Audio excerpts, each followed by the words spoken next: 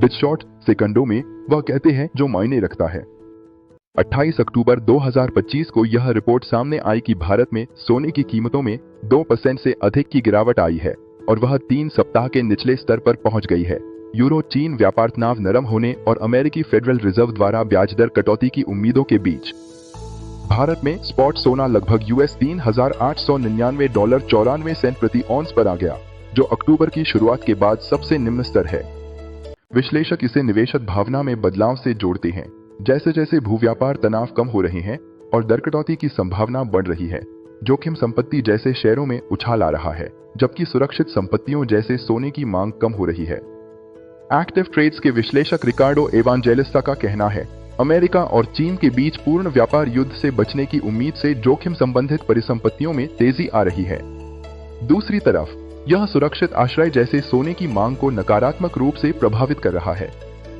सिक्कों में अन्य कीमती धातुओं ने भी गिरावट दर्ज की। चांदी लगभग 2.5% गिरकर $45.71 प्रति औंस पर, प्लेटिनम करीब 3.3% गिरकर $1,538.50 पर और पैलेडियम लगभग 3.3% गिरकर $1,356.0 पर आ गया। ये धातुएं 3 सप्ताह से भी अधिक समय में सबसे निचले स्तर पर थी, क्योंकि वैश्विक निवेशक शेयरों की ओर लौट रहे हैं और धातुओं से दूर हो रहे हैं। भारतीय खरीदारों व ज्वेलर्स के लिए यह गिरावट एक खरीद मौका पेश कर सकती है। हालांकि दीर्घकालीन मांग घरेलू कारकों जैसे त्योहारी मौसम में खरीद और वैश्विक इनपुट लागत पर निर्भर करेगी। विश्लेषकों ने चेताया है कि यदि अमेरिकी दर कटौती नहीं हुई या वैश्विक व्यापार तनाव फिर बढ़ा तो सोना तेजी से पुनरुद्धार कर सकता है।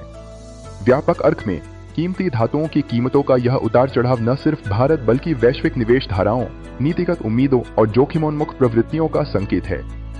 Source Reuters. रोज का बिजनेस डोज बिटशॉर्ट के साथ अभी सब्सक्राइब करें।